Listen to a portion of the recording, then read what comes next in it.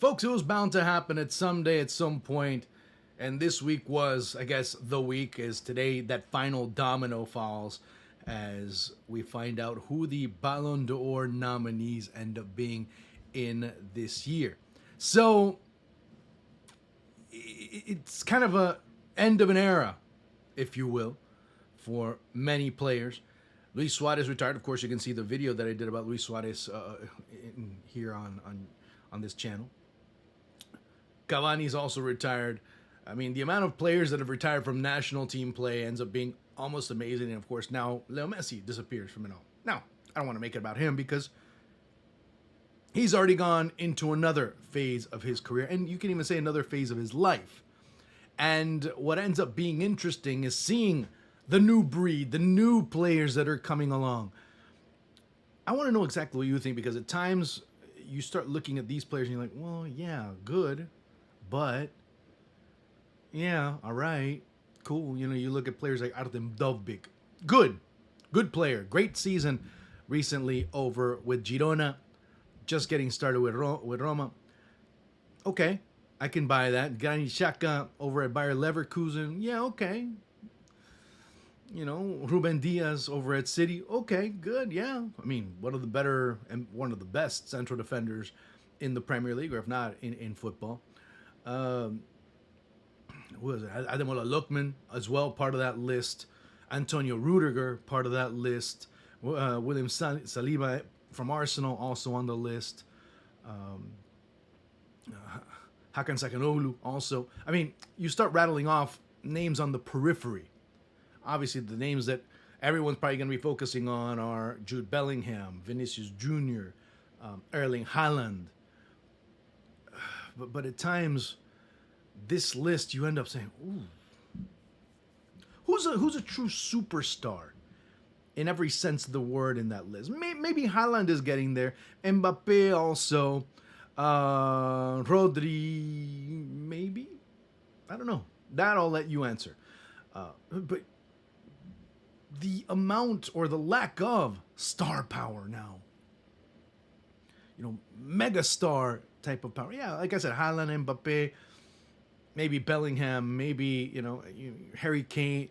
But it ends up being very underwhelming from a grand scheme of things compared to previous generations and previous players. So now, is it a knock? No, it's just the direction of football and where it's gone. It's just different how it's played. No longer can the player that has 2 or 3 touches or looking to send that ball through, is he that, or the player that slows play down ends up being as important as the player that speeds it up, for better or for worse, however you might look at it. To me, you can only look as far as Jude Bellingham and Vinicius Jr.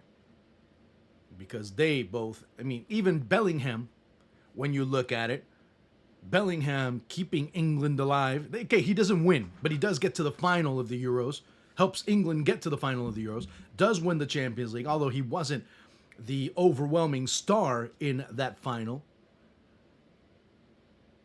Helps Real Madrid win the league, was the player of the year in Spain.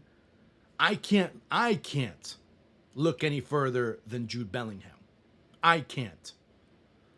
But can you? Yes, you can. You can look at Vinicius Jr. You can look at Erling Haaland. But again, remember what I've said for many years about the Ballon d'Or. What's the criteria based on? Because every year it changed based on whoever they wanted it to, whoever was popular. And based on whoever was popular or in or needed to be won. Keep in mind, we've had a Ballon d'Or that all of a sudden the voting was done, and the then president, Sepp Blatter, ends up saying, no. Let's do it all over again. Let's start voting. Remember that time. Remember when he was at Oxford. He makes fun of Cristiano Ronaldo, and a couple of days later, the voting starts over. And it's not a knock on Cristiano Ronaldo. Had a good year. That's not on Cristiano. That was on FIFA. That was on the people that are doing the voting and people that were taking in the ballots. That's not on Cristiano Ronaldo that year. Can you look at other places? Absolutely you could. Absolutely you could. In terms of what's been done. But to me, it's only 2. If it's not with one, it's the other. If it's not Jude Bellingham, it's Vinicius Jr. and vice versa. That to me ends up being the where it has to start and stop because of that criteria. Again, the biggest question mark is, what is the criteria? What are you basing it on? Goals scored, titles won, playing an important, getting your team as far as possible? Because if that's it, then Jude Bellingham checks everything, and he basically is the only one that checks it all, because Jude Bellingham, like I said before, wins the league, wins Champions League, and keeps England alive in the Euros with his goal. Remember that goal right in the round of 16. Keeps England alive, right? England was about to get eliminated. Great bicycle kick by Jude Bellingham keeps them alive. Now, was he the overwhelming star of the... No, he wasn't. But he was the player that kept his team going in that tournament. Until, of course, they meet Spain and lose. Now, is having a bad final... Again, what's the criteria? That's where I end up kind of having this discourse and this issue. Because Vinicius Jr., on the other end, with Brazil, they get knocked out basically, in the quarterfinals against Uruguay. And he did basically nothing with one of the worst Brazil teams in memory. Not even recent or long memory. Memory, period. Because one thing is Vinicius with the national team, another thing is Vinicius with Real Madrid. Jude Bellingham kind of more or less stays the same, although the playing style kind of changes, but he ends up being still a very important part of both teams, especially England. Now, we'll see how things end up playing with England going into the future, but that's another conversation for another video. So, in the grand scheme of things, where do we go? I don't know. But to me, it's only one. There's only one or two directions to go. Jude, Vinicius. That's it. And that, again, leads me to thinking, who is the best player in the world? Or there are a lot of contenders now because the throne has been basically abdicated. We'll find out. We'll find out very soon. And we'll see who ends up being that next player up top. Because right now, there seems to be a sense of a vacuum that's been left. Of course, Cristiano going to Saudi, Messi coming to the U.S., and they both watch from afar. They deservedly need to watch from afar because they've already set up their legacy. Anything else that they win or they lose doesn't make them better or worse.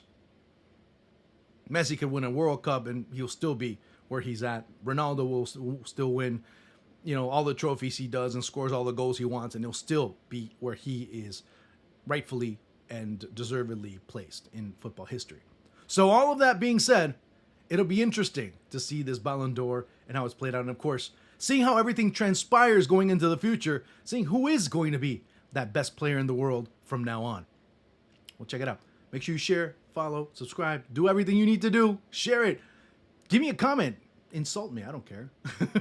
Let me know. Hey, you're absolutely spot on. You have no idea what you're talking about. Let me know.